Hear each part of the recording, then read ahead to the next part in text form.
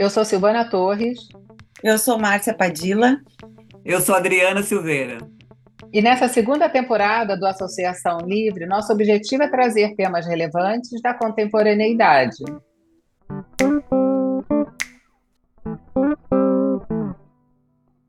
Sejam bem-vindos ao podcast Associação Livre. No episódio de hoje, temos a honra de receber Beth Coimbra, uma psicanalista com uma ampla experiência no ambiente escolar.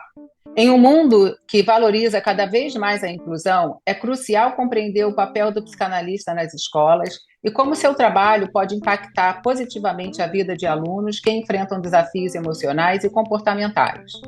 Regina Elizabeth Lordelo Coimbra, ou Beth Coimbra. É psiquiatra, psicanalista, além de membro efetivo, docente e analista de data da Sociedade Brasileira de Psicanálise de São Paulo e psicanalista de criança e adolescente pela IPA, Associação Internacional de Psicanálise. Vamos juntos explorar esse tema tão importante. Seja bem-vinda, Beth, ao Associação Livre. Beth, para a gente começarmos, né, a conversa, vamos falar um pouquinho da sua trajetória profissional.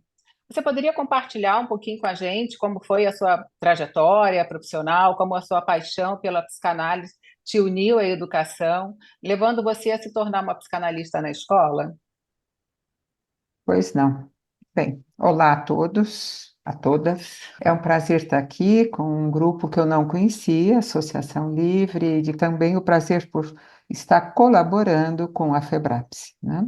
Para iniciar sua resposta, eu tenho que recorrer a um elemento da minha história, que eu também, com o tempo de tanto contato com as escolas, me dei conta de um fato. Eu sou filha de professores, então deve haver aí um elemento transgeracional ao me permitir entrar em contato com tanta paixão realmente, né, com a questão das escolas. Quando eu comecei a trabalhar, há muitos anos atrás, havia uma asepsia psicanalítica de que ela não entendia que o psicanalista de criança conversasse com os pais, com toda a família, e muito menos ir até a escola. A minha formação em psicanálise de crianças e adolescentes pela Sociedade aqui de São Paulo me deu condições para eu me desenvolver e a minha clínica com crianças se ampliou muito. Há 32 anos, exatamente, eu fiz as contas para saber, eu recebi um garotinho com 4 anos com um quadro de autismo e uma garotinha, na época, com 5, com manifestações que, na ocasião, foram chamadas por um quadro psicótico. Nesta época, eu já estava interessada em observação de bebês. Também já estava estudando estados primitivos da mente, constituição do psiquismo, simbolização, e já em torno de 20 anos atrás, eu fiz parte da constituição de um grupo para estudar autismo, que é o grupo Prisma, de psicanálise e autismo, aqui da nossa sociedade. Na verdade, esse grupo Prisma ele é misto.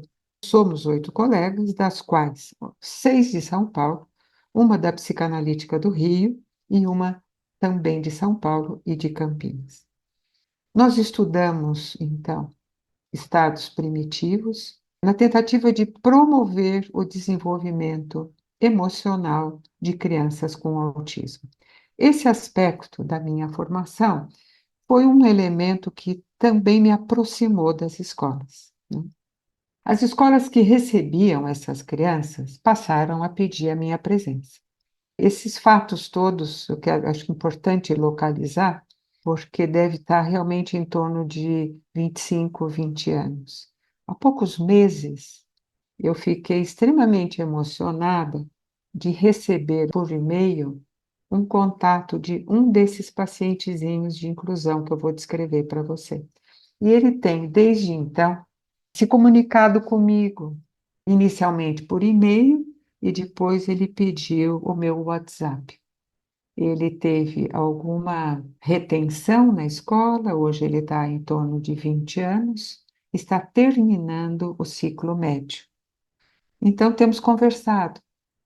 E eu tenho para mim que essa procura que ele fez por mim tem a ver com ele me conheceu na escola e ele está saindo da escola. É como se ele me dissesse: e agora? Para onde eu vou? Né? Preciso contar com você novamente. Então, isso está em aberto, né? Eu aprendi muito nesse contato. Foram muitas trocas interessantes. Participei por 6 anos de reuniões interdisciplinares com a presença de professores, coordenadores, os diretores.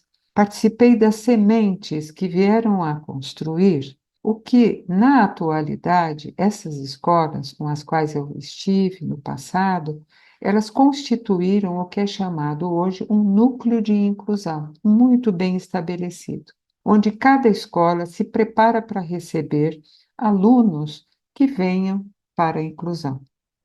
Eu tinha, na época, a autorização dos pais e eu comunicava para as crianças que eu ia até a escola.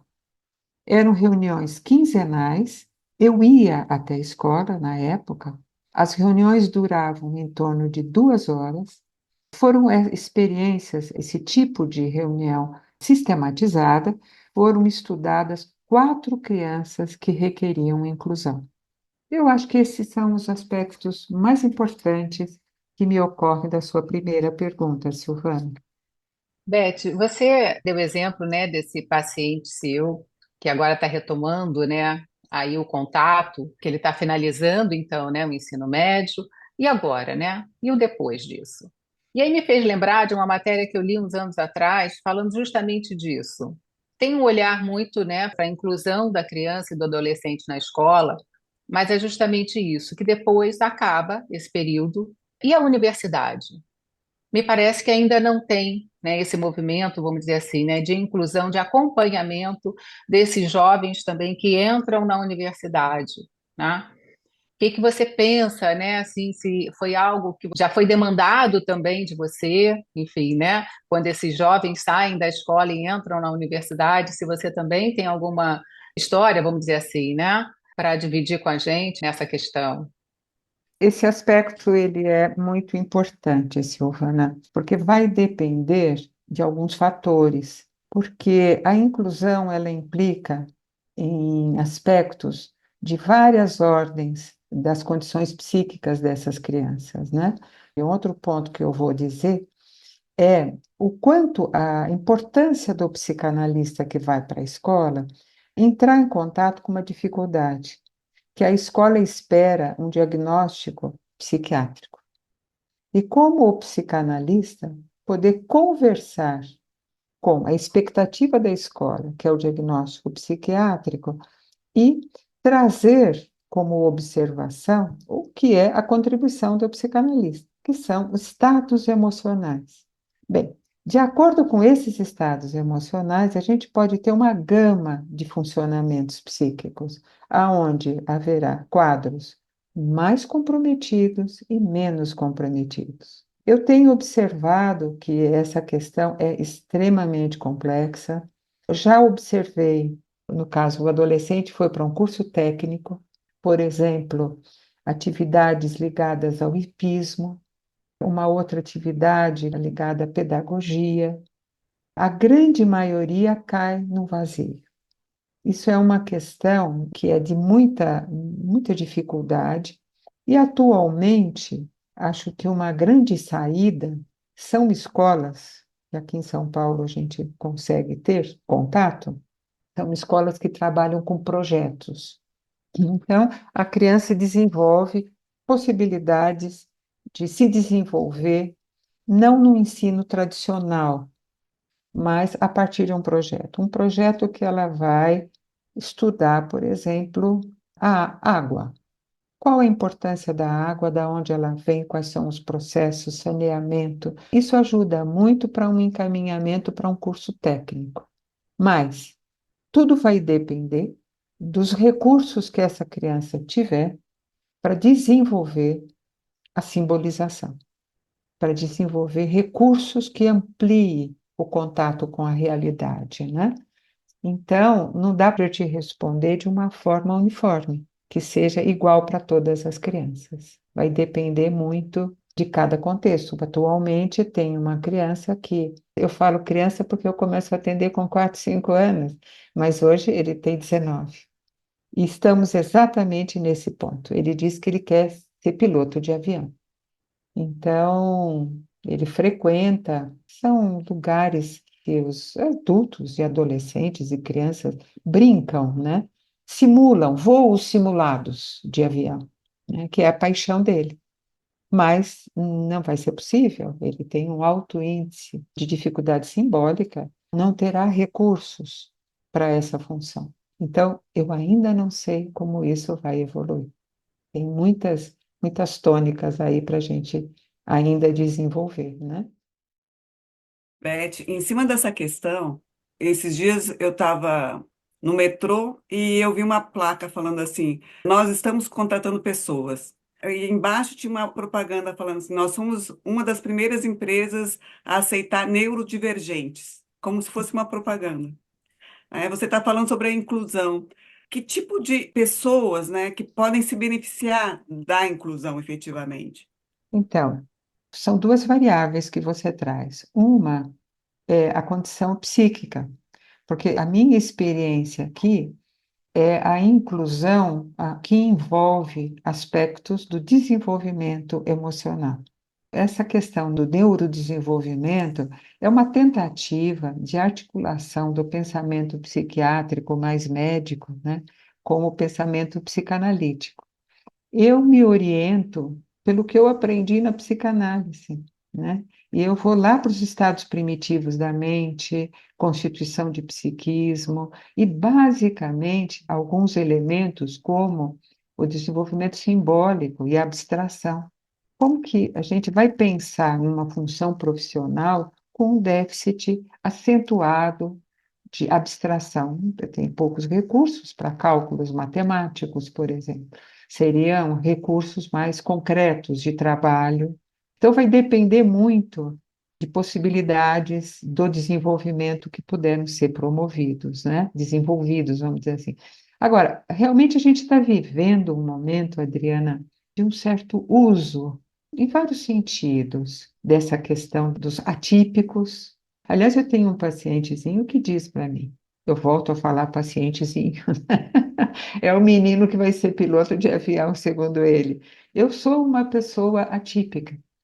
Por exemplo, esse garoto, eu tive uma atividade que participamos juntos, que são muitos anos de análise, a questão da intolerância ao som, que é um elemento importante nas crianças com que desenvolvem o recolhimento autístico, né? E ele foi, como projeto de uma atividade de inclusão, ele iria cantar numa festa junina. Mas a questão toda é no momento em que as pessoas batessem palmas e que ele temia não suportar os sons. E fizemos um longo estudo que partiu de uma temática muito comum em crianças com essas dificuldades, que é não suportar o parabéns a você. Começa aí a percepção.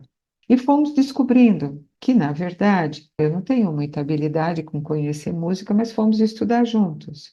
Durante as sessões, a questão de que os tons, a tonalidade do parabéns a você, ela é multifatorial. As pessoas cantam em cada tom.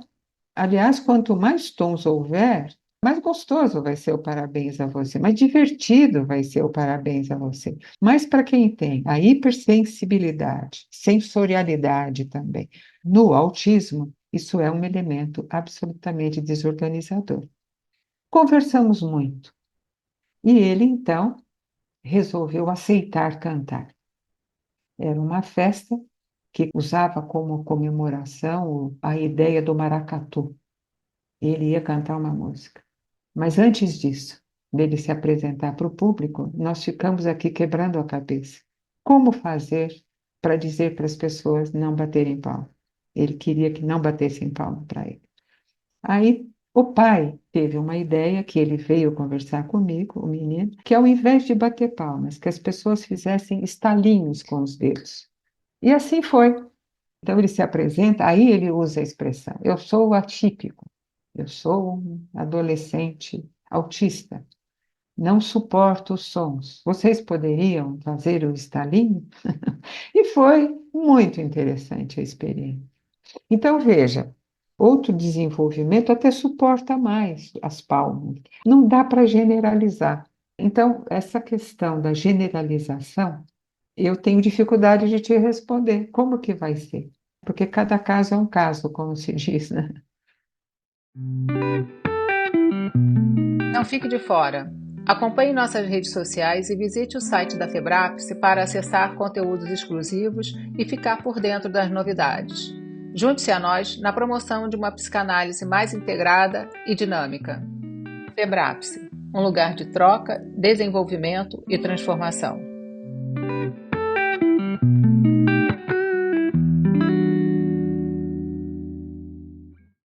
Oi, Beth, um prazer Pois te não, conhecer e te Márcia. ouvir.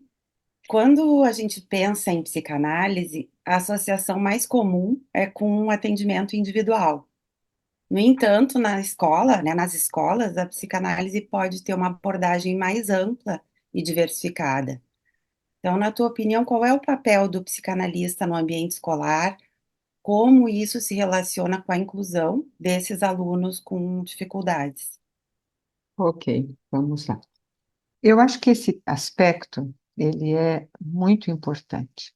Ele inclui em aspectos dialéticos e contraditórios. Quando o analista chega a uma escola, ele recebe um recado, logo num primeiro momento. A escola é o lugar do coletivo. Segue a seguinte indagação, para mim. Quais adaptações vão ser significativas quando o analista sai do setting clássico? Nós estamos diante de um desafio. Conhecemos o nosso paciente no setting analítico. E agora? Como e o que eu posso falar sobre essa relação que tem uma natureza de intimidade? Coloca-se a pergunta: qual o papel do psicanalista a ser requerido para dar informações? O que conhecemos na experiência vivida no campo analítico que pode ser útil se ela for apresentada em um outro contexto, onde nosso paciente estará diante de outras dinâmicas emocionais e não aquelas vividas no setting analítico. O contato do psicanalista com o cenário externo ao setting requer que ele esteja muito bem instrumentada para essa função, que é o exercício da escuta psicanalítica, da função continente, a discriminação de bordas e espaços intersubjetivos. Em outras palavras, com quem ele está conversando e que informações que poderão ser oferecidas. Isto é um aspecto ético muito importante. Eu sempre converso com as escolas antes, tendo pedido autorização para os pais e comunicado às crianças. Elas sabem que eu vou até a escola. E peço, então, que haja todo o respeito ético, e eu também faço um filtro ético até onde eu posso conversar. Observar e ouvir a demanda em contato com as paratransferências e as contraparatransferências. Esse é um conceito muito importante da Paulina Gandolfo, acho que é, desculpa, eu esqueci, eu posso depois ver qual é o sobrenome da Paulina. Eu uso muito para dar aula, que o trabalhar com crianças implica que o setting será estendido, ampliado. Então, nós vamos entrar em contato com as transferências em paralelo. Os avós, por exemplo, que chegam até a gente, a escola, os profissionais que cuidam das crianças, fonoaudiólogo, TO, com todos esses, a transferência vai estar estabelecida. E a paratransferência também. Neuropediatras, que muitas vezes nos atrapalham muito, e os médicos, de modo geral. O fato de eu ser médica facilita muito a conversa. Em muitos momentos é uma conversa de colega para colega. Olha, eu sei o que você está pensando como médico. Vamos aproximar um pouco de um outro jeito de pensar para não ficar num contraponto de pontos de vista diferentes, né? Há sempre, da minha parte, um grande desafio, que é sustentar esta contradição que eu falei aqui. Por que que eu aceito sair do setting analítico tradicional? O que que me levou a aceitar? Se as relações afetivas podem ter significados transferenciais diferentes. Sabemos que as condições de trabalho, nos limites determinados pelo enquadre analítico, significam maior proteção ao trabalho analítico, protegem o exercício da abstinência e da associação livre. As dúvidas continuam. Quem que vai conversar com o psicanalista? A professora? A orientadora? A partir de que expectativas que elas têm da presença do psicanalista? Entendo que o analista esteja disponível para conversar com os profissionais designados pela escola. Eu fico à espera de quem que está me esperando. Vamos ver com quem que eu vou conversar. A minha experiência confirma que a professora é a pessoa com mais acesso para promover inclusões. Assim, posso afirmar que a professora é a verdadeira agente de inclusão. Se a professora não pôde compreender esse processo ou ter esse desenvolvimento psíquico para isso, essa criança não consegue viver a inclusão dentro da classe, né? Eu ouvi frases emocionantes das professoras que colaboraram com o meu alento para ir até as escolas, quando uma delas, mais do que uma, falou para mim: todos os alunos são diferentes entre si. Quem faz a inclusão do aluno diferente é a professora. Quando ela aprende que dentro de si mesma há o diferente. Se a professora não puder estar nessa condição emocional, ela não vai poder suportar o diferente. Eu acho que trouxe algumas ideias, não são as únicas, mas são algumas que mais me impactaram aí no meu trabalho. Você, né, tem que se relacionar assim com professores, alunos, pais. Então, esse tema da inclusão é um tema muito complexo. Você tem que trabalhar com diversas pessoas e diversas relações. Quais são os principais desafios que você enfrenta ao trabalhar com a inclusão nas escolas? Bem, desde que eu iniciei as minhas andanças em escolas, há um fato com o qual o psicanalista vai se deparar, e acho que é um dos mais difíceis de lidar. A hora que chega na escola, além do que eu havia dito, com quem que eu vou falar, é receber de imediato um contraponto de que a expectativa é de que eu vá levar um diagnóstico psiquiátrico, que é um elemento definidor com nomes tão encantadores, parece que as pessoas querem ouvir o diagnóstico. Eu me deparo, então, com a minha dificuldade em conversar em cima de um diagnóstico psiquiátrico. Não diria dificuldade, eu diria um cuidado. Acho que esses diagnósticos assombram as escolas, porque as escolas têm que, no caso de inclusão, elas têm que comunicar ao MEC, que é a aluno de inclusão. E elas precisam enviar, é compreensível, um diagnóstico médico que justifique a inclusão. Então, tem que colocar os famosos itens do chamado CID-10. Que elementos serão esses que são, ao mesmo tempo, compreensíveis, que a estrutura do nosso Ministério da Educação exige, mas, ao mesmo tempo, compromete muitas vezes a vida de uma criança, né? Como também os seguros de saúde, que já tive oportunidade de conhecer pais que pedem que eu coloque o famoso CID-10 F84, que são os transtornos globais do desenvolvimento, porque o seguro paga um número ilimitado de sessões. Mas isso é um registro que uma criança vai ter, né? Então, temos que ter um trabalho muito complexo e, por outro lado, a gente não pode criar um diagnóstico que não existe. Eu, como médica, se eu dou um recibo médico, sai como médica. E, aliás, uma coisa interessantíssima, eu tenho que pôr psicoterapia, porque se eu puser psicanálise, o seguro não paga. Mas vamos fazendo os ajustes dentro de critérios éticos. Bem, então, esse aspecto é o mais, eu diria, que temos que nos deparar com eles, né? Como traduzir, então, uma questão é como traduzir para a equipe técnica o famoso diagnóstico psiquiátrico em linguagem de fenômenos emocionais, que vão ter como fundo o desenvolvimento psíquico.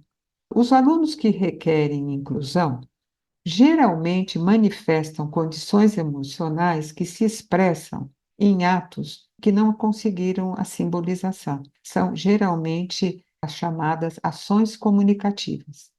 Uso muito essa expressão, que é da Nora Barugel. As condições, então, que eu digo de falta de simbolização, é quando o pensamento ainda estaria sendo gestado, mas ele não tem condição continente suficiente para acolher, por exemplo, aspectos e níveis de abstração. E às vezes a criança está num nível pré-simbólico ainda. Temos uma criança de 8 anos, por exemplo, que é de se esperar que ela já tivesse alguns índices de alfabetização, mas ela ainda está num estágio do desenvolvimento simbólico que não concluiu ainda a possibilidade de estar numa condição de poder usufruir da conquista da alfabetização. Então, colocar para a escola, né? Como ajudar esse processo, né?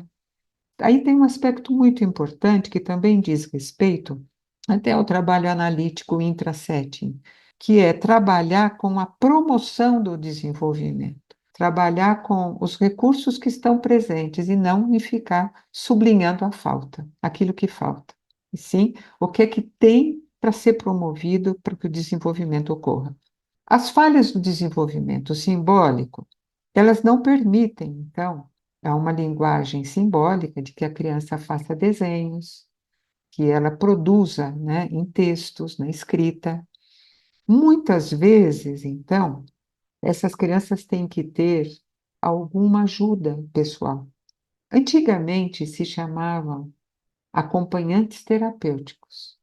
Atualmente, eu acho que o termo que mais cai melhor, porque é o que ele realmente faz, apesar de que possa ter um momento terapêutico, são os chamados acompanhantes escolares, que ficam com a criança em determinados momentos, quando a intervenção colaboradora ajuda em algum momento de dificuldade. Também não ficar o tempo todo junto com a criança, que favorece, né, aquela inclusão absoluta, apesar de que há casos que às vezes requer uma inclusão de mais tempo dentro da sala de aula.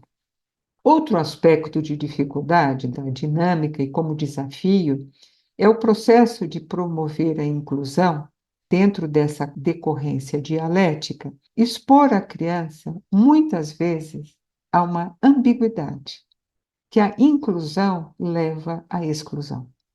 É dificílimo de entender isso. Se nós, psicanalistas, trabalhamos com a dialética está presente na vida. A própria criança que a gente luta, a própria perspectiva da inclusão, a coloca em um lugar de exclusão. Então, como lidar com isso o tempo todo na escola, né? Na minha experiência, se isso não for bem cuidado, se desenvolvem mecanismos perversos. A gente tem visto alguns casos, até de um suicídio de um adolescente, numa escola aqui de São Paulo. Eu acho que é uma das questões mais difíceis da inclusão. Acho que as questões pedagógicas dá-se um jeito, mas o movimento dialético da exclusão presente nesse fenômeno é o mais complexo. Outro aspecto importante refere-se às expectativas que o projeto de inclusão de um aluno vai oferecer à cura do aluno. Uma vez eu fui a uma escola muito bacana aqui de São Paulo, que me disse, depois de um tempo que eu estava atendendo, um desses primeiros menininhos com autismo, ela me disse, mas Beth, ele ainda está autista, ele ainda continua autista.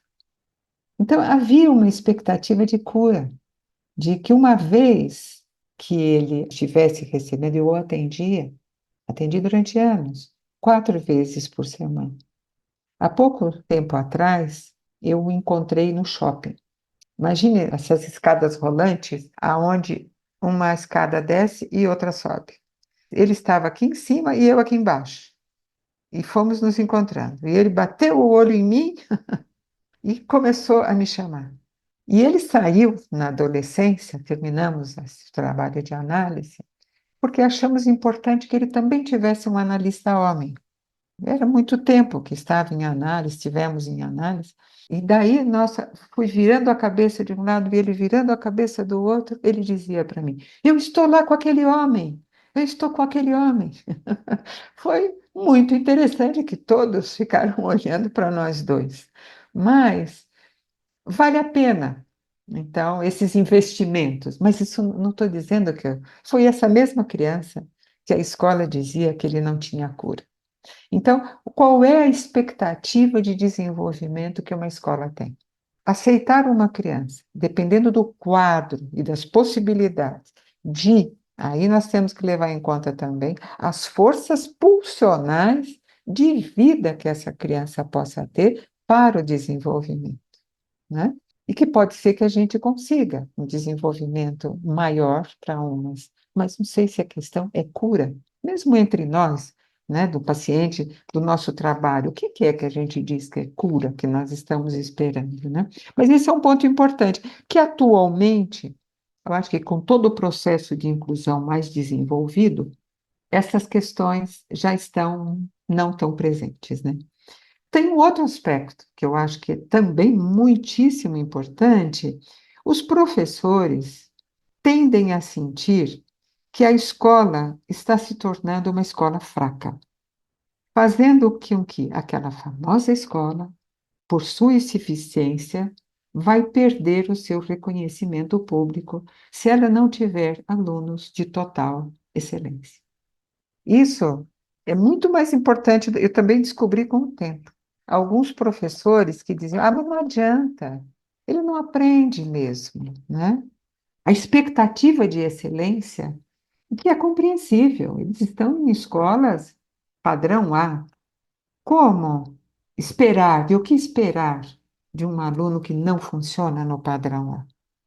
Então, e alguns pais podem valorizar a inclusão, se veem sensibilizados de que os filhos possam entrar em contato com outros modelos de existência humana e pais não tolerantes para isso. Como isso, eu acho que não é no ambiente da escola em particular, né? Isso é na vida que nós percebemos essas ambivalências do ser humano, né? Esses são os tópicos mais difíceis, o que não quer dizer que existam outros, né? Beth, isso é muito paradoxal, né? Porque você tem a visão médica e a visão psicanalítica, e muitas vezes os pais buscam um diagnóstico, né? A escola quer um diagnóstico, que muitas vezes é limitante, e por outro lado tem essa questão, né, do desenvolvimento emocional, da capacidade de abstração da criança, né? Então, é como você mesmo falou, onde há inclusão, também, de certa forma, há presente uma exclusão. Exatamente. É difícil das pessoas entenderem isso, Adriana, que elas estão fazendo mais exclusão do que inclusão. Mas esse faz parte do psicanalista, da tarefa do psicanalista na escola, né? Beth, você mencionou aí, né, de quantas pessoas que você fala, né? Fala com a criança, fala com os pais, fala com os avós, fala com a escola. Então, você está falando de uma colaboração em rede. Então, você está me dizendo que quanto é crucial essa parceria entre psicanalistas, educadores e famílias. O que você pode compartilhar com a gente, né, de estratégias de comunicação e projetos colaborativos que têm sido eficazes na promoção de inclusão? Eu vou contar para vocês uma experiência de que um garotinho que chegou até mim relativamente tarde. Eu falei aqui de garotinhos e garotinhas de 4, 5 anos. Esse jovenzinho chegou, hoje ele tem 18 para 19 anos, vai fazer 19, ele tinha 9. e ele estava sendo atendido por outros processos de atendimento. Eu o atendo, então, há 9 anos, né? Ele chegou até mim por um pedido de ajuda da própria escola.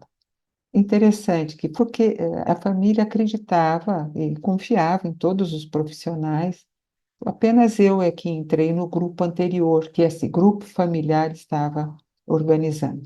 Então, havia um pedido de que eu ajudasse nesse processo de inclusão. E essa inclusão se tornou um grande desafio. Esse foi um dos casos de reuniões interdisciplinares que envolveram, então, muitos educadores, eram áreas de matemática, professor de línguas, professor de educação física, TO, e sempre com autorização da família. Aliás, a mãe faz uma brincadeira comigo, ela diz que o filhinho é o meu case especial, e que ela me autoriza a apresentar, se eu quiser escrever um trabalho clínico sobre isso.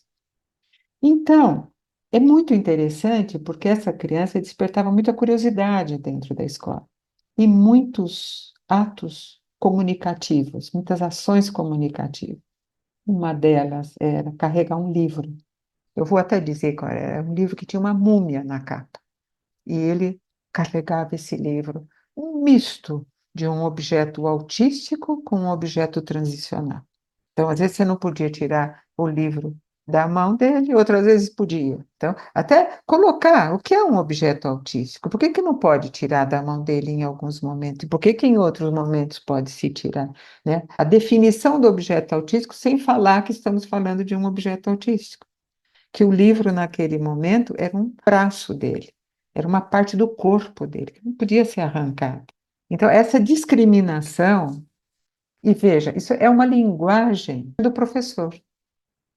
Se eu falar objeto autístico, eu vou ficar ensimesmada nos meus conceitos psicanalíticos. Mas se eu traduzir, que nós temos que avaliar, aí a gente tem que descobrir na hora se dava para tirar o livro ou se não dava. Se ele ia brincar quando ele conseguia fazer educação física, não dava para fazer educação física com o livro embaixo do braço. Então, por exemplo, como essa criança mobilizou as reuniões interdisciplinares, os projetos em relação a ele. Veja, esse livro, voltando a falar do livro, esse livro, o que aconteceu é que a edição do livro tinha um aspecto que, ao mesmo tempo, ele ficava com o livro embaixo do braço e, às vezes, ele entrava no banho com o livro e o livro se estragava. Aí a família tinha que comprar um outro livro. Até que chegou uma hora que não tinha mais esse livro, se esgotou.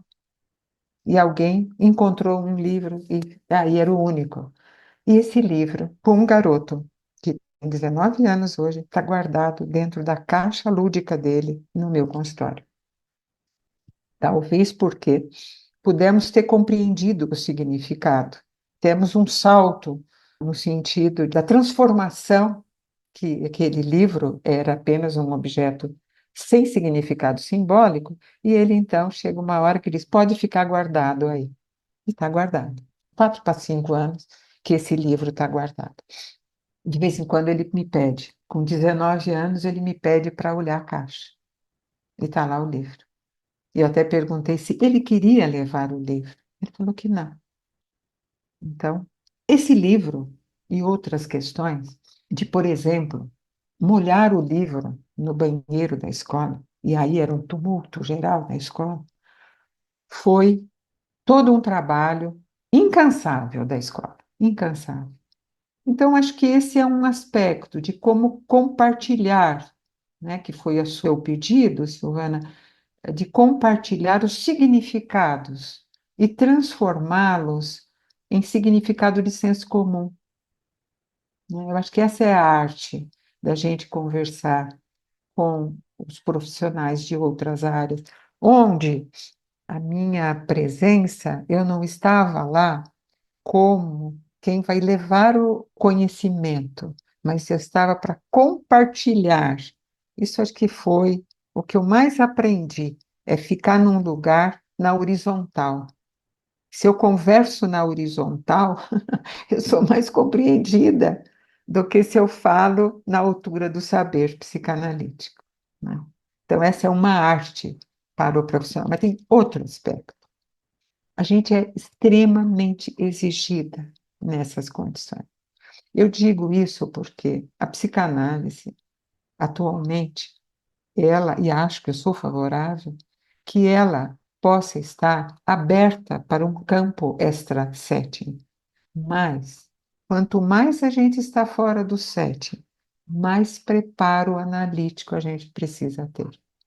Mais a famosa frase, isso é um ponto de vista meu, a famosa frase, a escuta psicanalítica, eu acho que nós precisamos tomar muito cuidado.